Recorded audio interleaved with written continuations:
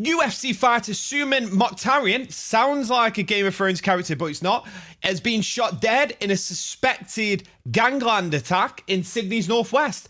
So we're going to be breaking it down, covering the story, and weirdly, it's happened before. It's not the first attempt on his life. There was a previous attempt on his life. We'll cover that, see what happened there, and break the whole story down. And jumping straight into it, UFC fighter Suman Mokhtarian shot dead today. And who was he? He was the Afghan killer, nicknamed the Afghan killer. He was born in Afghanistan, but fought out of Sydney. He was nationality was Australian. He fought in the featherweight division, and this was his record. He had 2 fights in the UFC and lost them both after going through the Ultimate Fighter. He lost his exhibition in the Ultimate Fighter. They signed him anyway, and he fought twice and lost twice. And then in 2019, he never fought again after that. He just stopped fighting. And I'm guessing it has something to do with his extracurricular activities. So he did fight out at Australian top team. He was a featherweight fighter, primarily grappling based with a strong submission game, it says on ChatGPT. But yeah, no submissions in the UFC. Just saying. A lot of these, it just says win. I don't know where this 6 submissions come from. Iffy record there. Bit of an iffy record. So what's happened to him? What's happened to this guy? So previously, former UFC fighter target of alleged Sydney gangland assassination plot. So back in April, there was an attempt on his life. Mixed martial arts event in Sydney has been put on hold amid police concerns that a former UFC fighter could be the target of an alleged assassination plot. Suman Mokhtarian fought twice in the UFC. Was due to coach at the Dark Matter Fighting Championship at Warwick Farm in southwest Sydney on April 19th. So after his coaching day, after his UFC days in 2019, he was 27 at the time. He died today. He was 33 years old, and he retired at the age of 27. He retired at 27. So police have since intervened, forcing the cancellation of this event due to their belief that Mokhtarian could be the subject of a gangland hit. So the Sydney radio station 2GB first reported the news on Thursday morning, with Dark Matter promoter Andrew Dalmas later telling Morning host Ben Fordman that he was hopeful of finding a resolution so the event could yet proceed. I see their position, the police is talking about, but I feel like I'm meat in the sandwich here. Interesting. Is this... Not a phrase I would use there. It's very difficult. These types of events are extremely difficult to put together. It takes months of work. They had come to the conclusion that there's a serious risk to public safety should this event take place. Mokhtarian was the target of a previous alleged assassination attempt outside the Australian top team gym in Sydney suburb of Wentworthville in February 2024. So these just keep racking up, don't they? They just keep racking up. So this is previous to being shot today. Previously, he was had an hit on him. And then previous to that, in February 2024, he had an assassination attempt. What's so special about this guy? What's so special about this guy? The gunman, allegedly disguised as a delivery driver, opened fire on Mokhtarian before later being arrested and charged with attempted murder. So previous to this, there was another attempt where someone disguised as a delivery driver opened fire on Mokhtarian before later being arrested.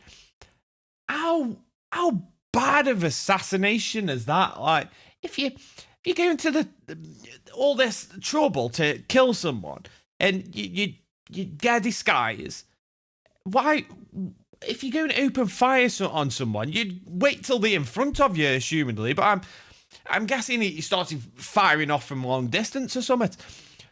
So two bodged, really bodged assassination attempts. being arrested and charged with attempted murder, according to 2GB. He is currently out on bail. As the guy who attempted to kill Mokhtarian has got out on bail. I'm not sure. Not sure I agree with that. Well, you know, this is, come on, Australia. I get you a bit more laid back about things, and I like that. But when it comes to murder, maybe don't let the guy that you've just arrested on attempted murder go back out into the public. So